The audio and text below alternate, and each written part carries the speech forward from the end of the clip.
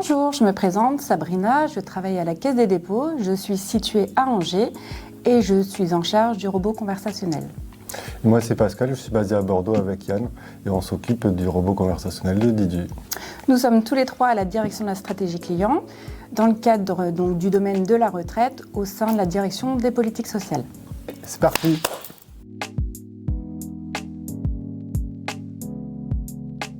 La Caisse des dépôts, c'est une institution financière publique au service de l'intérêt général et qui accompagne les Français dans leur parcours de vie.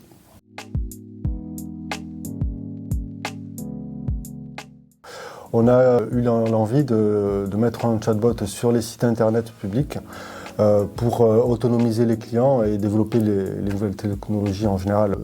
Le but, c'est de donner des réponses de premier niveau en soutien de nos collaborateurs au téléphone et ainsi le rediriger sur le site internet pour qu'il puisse trouver lui-même ses informations.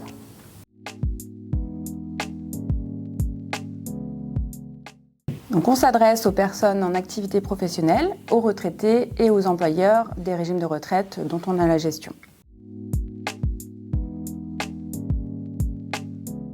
Initialement, on a positionné le bot sur les sites publics de la CNRACL et le site de l'IRCANTEC. Et par la suite, afin de donner des réponses plus personnalisées à nos clients, on a mis en place le bot avec la collaboration de Didu dans les espaces connectés. Donc l'espace connecté qui s'appelle... La retraite publique. Exactement.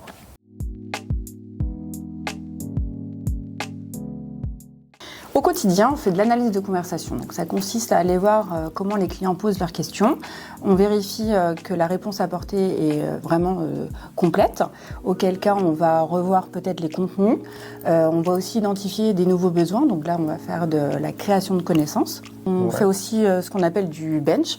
Donc ça consiste à aller voir sur les autres sites comment sont élaborés les bots, si en termes graphiques ou techniques, ils ont des nouvelles évolutions et dans ces cas-là, on fait un comparatif. Oui, ça peut nous inspirer. Et au-delà de ça, on a aussi des enquêtes qu'on a mises en place sur les sites internet au plus près du client.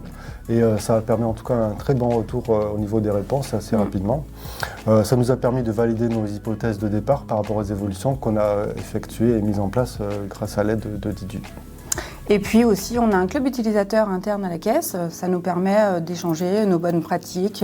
C'est un partage d'expérience.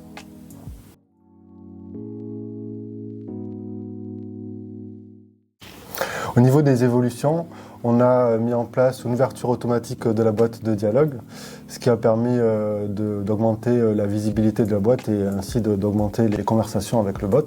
Les conversations ont augmenté de 30 voire 50% très très rapidement, donc c'est vraiment un outil qui fonctionne très bien. En cas d'exemple, nous c'est passé de 300-400 conversations au jour à une moyenne à peu près de 900-1000 conversations au jour. C'est soit une découverte du bot, soit de se dire effectivement il est présent, je vais lui poser directement ma question, ou je vais justement utiliser le top 3.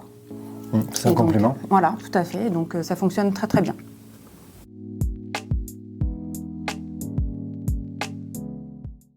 Alors on sait que nos clients sont satisfaits parce qu'on a des conversations qui augmentent tous les ans. On arrive vers 400 000 par an, ce qui est quand même pas mal. Oui, avec un taux de qualification en moyenne de 90%, donc plutôt très élevé, plutôt positif. Et un des plus du robot, c'est qu'il est disponible tout le temps, 24 heures sur 24 et 7 jours sur 7. Et ça, c'est ressorti au travers de nos enquêtes. L'aspect fonctionnel est facile aussi, ça plaît aux clients et donc on est aussi en capacité à travers cette enquête d'identifier d'autres besoins en fait, auxquels on n'aurait pas pensé. Voilà, on s'assure que la satisfaction est bien au rendez-vous et pour l'instant, c'est plutôt pas mal. Voilà. On a aussi reçu un prix pour le bot donc, il y a quelques années et il fait partie du top 10 des robots quand même qui sont cités comme les meilleurs robots, donc on est très fiers de nous. Beau travail Pascal. Merci. Beau travail Yann.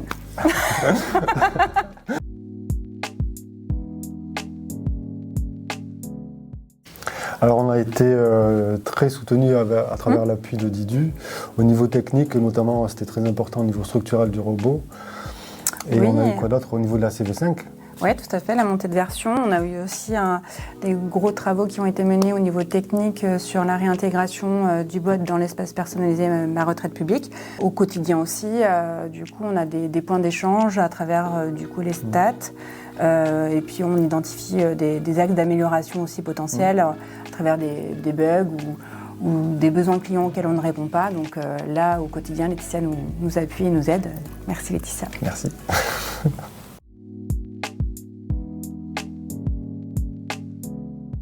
Demain, on a des possibilités d'évolution, notamment techniques, à travers le décrochage, c'est-à-dire une escalade qui va aller vers de l'humain, comme ça a été demandé dans nos enquêtes. On a identifié des besoins au travers notamment l'accompagnement au niveau de la demande de retraite ou des changements de situation, où là on sait que du coup il y a besoin d'un accompagnement personnalisé en plus du robot. Donc c'est là où ça peut être intéressant effectivement de décrocher vers une personne, vers un conseiller derrière. Donc par exemple ça peut être du live chat, ça peut être un web callback. On est très à l'écoute sur l'IA générative, ce qui est un domaine assez prometteur. Donc plus particulièrement ça peut être des LLM et donc ça on est très à l'écoute de ces évolutions. Voilà, on est en phase d'écoute et de pseudo-tests. Tout à fait.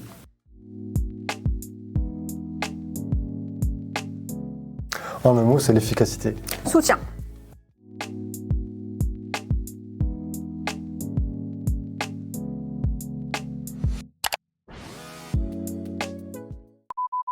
Est-ce que c'est pas pire? Ça y est, ça fait des craquages. Il est 10h, j'ai tenu 1 heure et je suis au bout de ma vie. Il te faut un goûter là ou...